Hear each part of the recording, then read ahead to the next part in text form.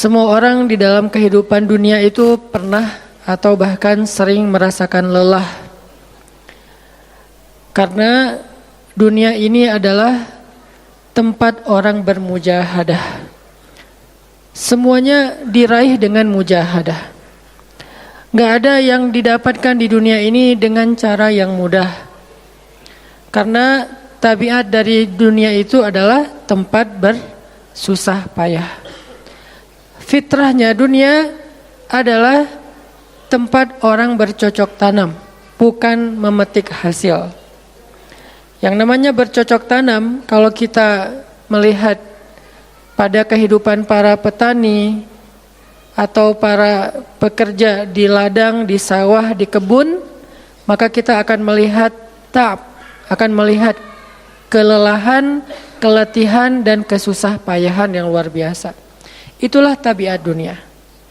Berbeda dengan tabiat di surga. Di surga itu semuanya akan didapatkan dengan cara yang mudah.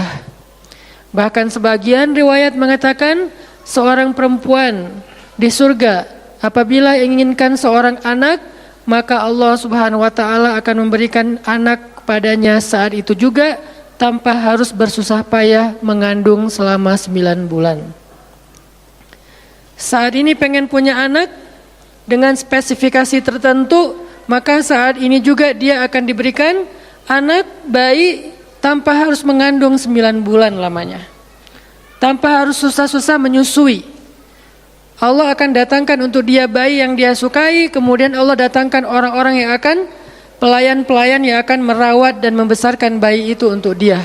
Karena di sana dia adalah seorang ratu yang tidak perlu lagi bersusah payah.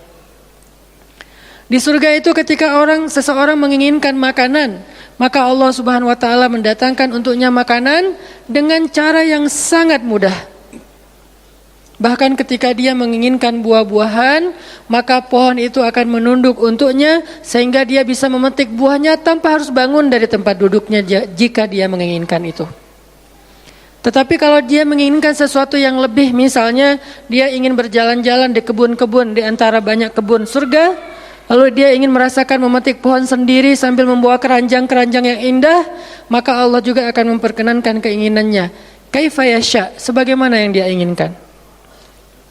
Berbeda dengan dunia. Di dunia, apapun yang kita inginkan itu harus melalui mujahadah, melalui ikhtiar. Bahkan ketika kita ingin menjadi orang yang sekedar tidur-tiduran pun, Allah Subhanahu wa taala mentakdirkan tidur pun lelah. Tidur aja capek. Duduk capek. Ada orang yang duduknya capek akhirnya dia berdiri. Ya. Ada orang yang capek berdiri akhirnya pengen duduk. Kapan duduknya capek pengen berdiri? Salah satu yang sering saya alamin itu kalau lagi naik pesawat.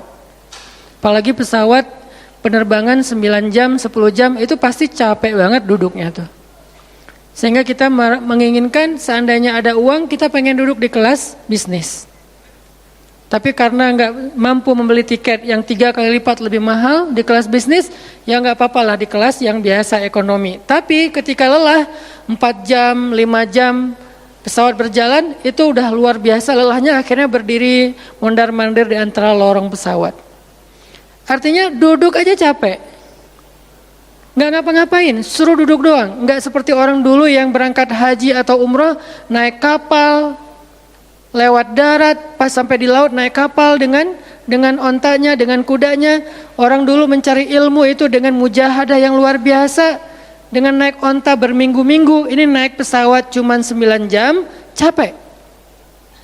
Yang nggak ada guncangan, biasanya guncangannya cuma pas di awal sama pas mau landing doang. Di atas udah jarang ada guncangan karena dengan ketinggian tertentu dan pesawatnya besar. Tapi itu juga capek. Naik kereta coba, dari Jawa ke Bandung misalnya. Sebutlah dari Semarang, dari Malang, dari Surabaya naik kereta 10 jam. Itu aja capek. Nggak usah jauh-jauh, Bandung Jakarta aja 3 jam setengah. Itu pun capek. Atau kita naik mobil, nggak perlu nyetir. Pakai online, duduk aja di belakang atau di sebelahnya si driver, perjalanan setengah jam dari tempat kerja kita ke rumah atau dari rumah ke tempat kerja, ke kampus, ke sekolah gitu. Itu aja capek.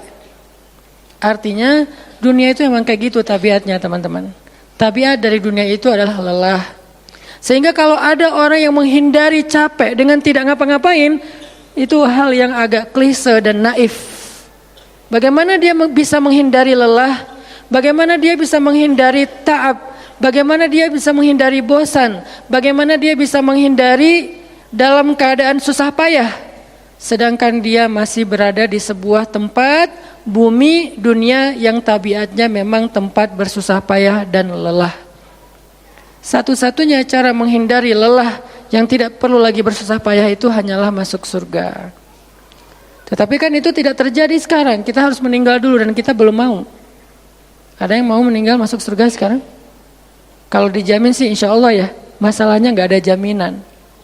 Kalau para sahabat enak, mereka dapat jaminan. Surga Bilal, sebelum Bilal meninggal, Rasulullah udah bilang, Bima sabaktani ilal jannah ya Bilal. Dengan apa kamu mendahului aku ke surga wahai Bilal? Dengan wudu dan sholat syukur wudu. Begitu juga nanti ada sahabat lain yang dijamin masuk surga bighairi hisab wala azab. Salah satunya adalah Ukasyah